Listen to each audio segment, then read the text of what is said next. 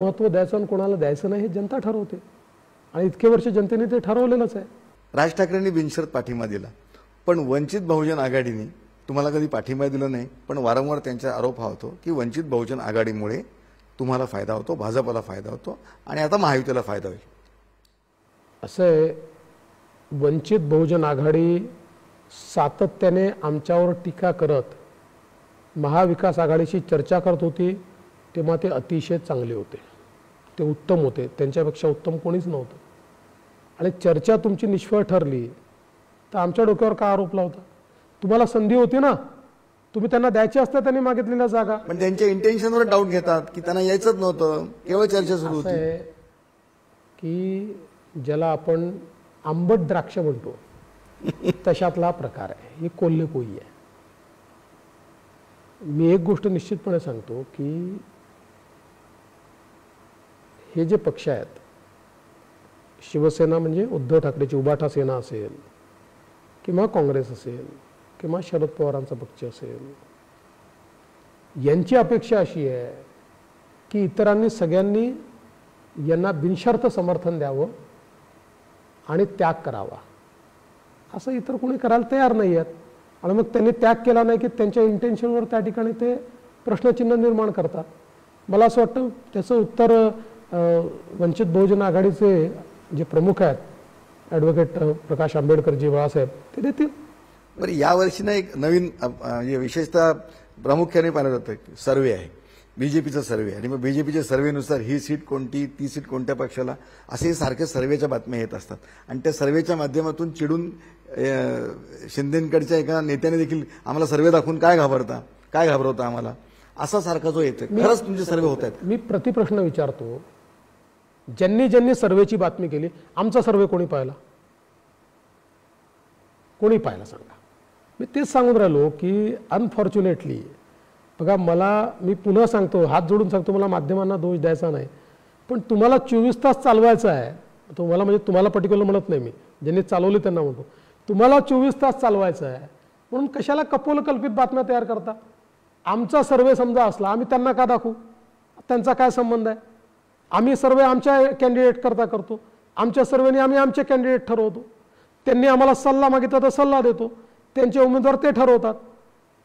Problem काय आहे? आणि हे पण जाहीरपणे मी सांगतो की दोन्ही पक्षामध्ये किंवा महायुतीत काही नेते असे आहेत की जे माध्यमांच्या बातमीवर रिॲक्शन देतात.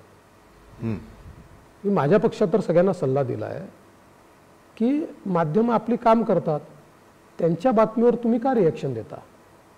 तुम्ही पहिल्यांदा इंटरनली असं घडलं आहे का हे बघितलं पाहिजे, त्यानंतर त्या ठिकाणी तुम्ही एखादी रिॲक्शन दिली पाहिजे.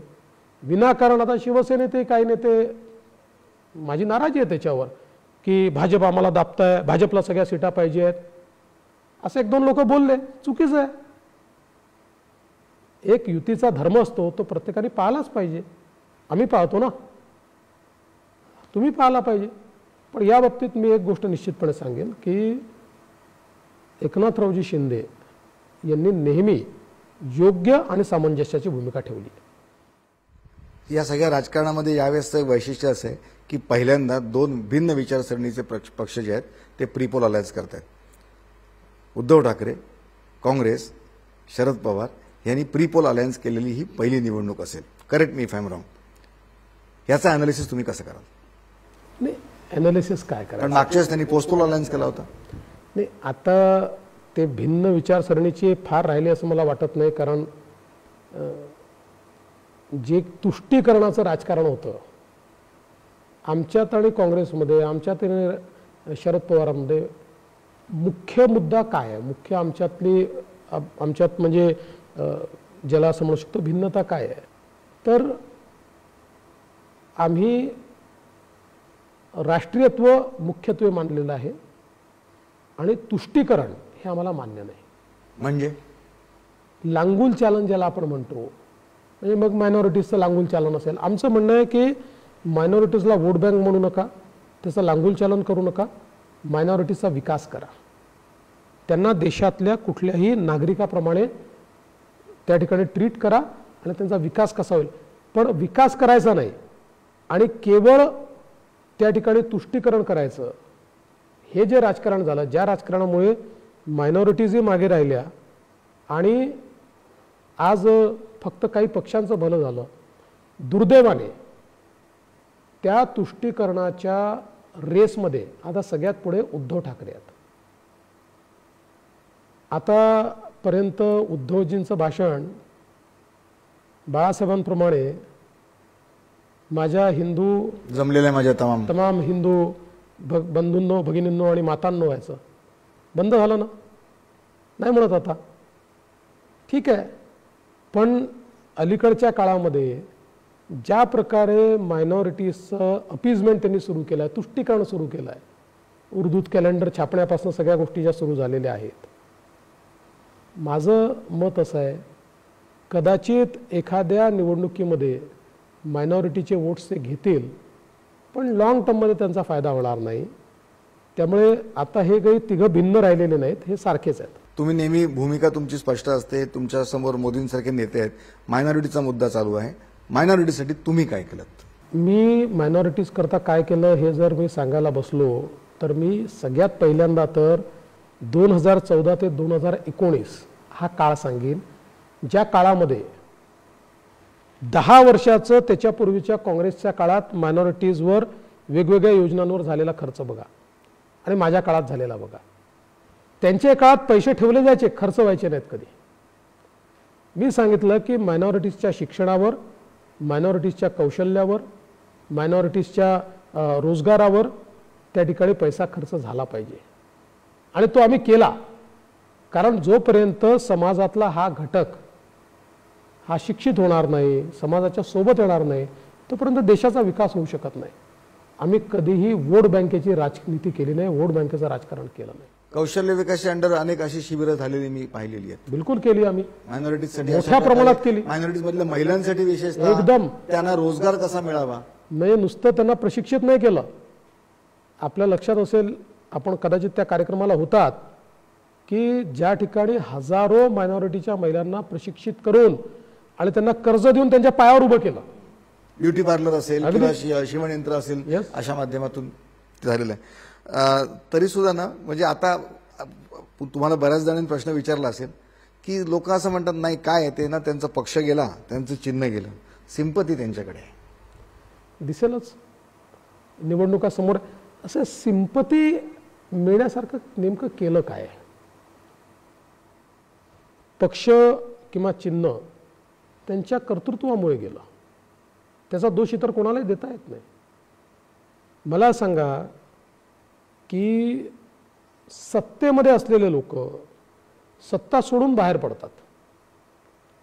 काही तर चुकलं असेल, काही तर प्रॉब्लेम असतील, काहीतरी तुमच्या वागण्यामध्ये अडचण असेल. सीबीआयची भीती दाखवली तुम्ही. कोणाच्या विरुद्ध ईडी सीबीआय? एकनाथ शिंदेच्या विरुद्ध आहे. एकतरी केस आहे ईडी सीबीआयची, त्यांच्यासोबत आलेल्या कोणाच्या विरुद्ध आहे, एखाद दुसऱ्याच्या विरुद्ध असू शकते, पण नेते तर एकनाथराव शिंदे होते ना. आता वायकार आले तुमच्याकडे, आले एकनाथरावांकडे, आधी आले नाही, नंतर आले.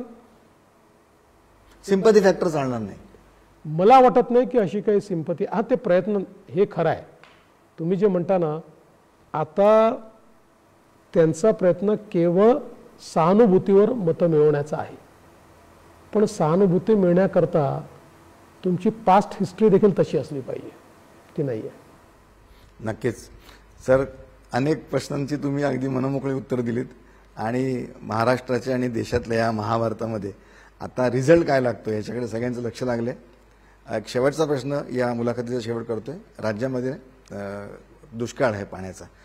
निवडणुकीची आचारसंहितेमुळे महाराष्ट्राची जनता तुमच्याकडे आशेने पाहते, त्यांना तुम्ही काय सांगाल? या उत्तराने आपण शेवट करूया. नाही, पहिल्यांदा तर दुष्काळाचे जे काही उपाय आहेत त्याच्यावर आचारसंहिता नसते. फक्त त्याचे अधिकार सरकारपेक्षा जिल्हाधिकारी किंवा अधिकाऱ्यांना असतात. पण महाराष्ट्रातले अधिकारी सेन्सिटिव्ह आहेत. आमची त्यांच्याशी चर्चा होत असते. दुष्काळाच्या संदर्भात आढावा आम्हाला घेता येतो, तो आढावा देखील आम्ही घेत असतो. त्यामुळे पिण्याचं पाणी असेल, जनावरांचा चारा असेल, या सगळ्या गोष्टींकडे आम्ही लक्ष ठेवलेलं आहे. विशेषतः एक मोठा आपल्याजवळ जो काही चॅलेंज असतो तो पाणी योग्य प्रकारे वापर त्याचा झाला पाहिजे. म्हणजे सिंचनाकरता ही मागणी असते, पिण्याकरता ही मागणी असते, त्यामुळे कारखान्यांची असते. आत्ता टॉपमोस्ट प्रायोरिटी ही पिण्याच्या पाण्याला आहे. पिण्याचं पाणी हे जुलै एंड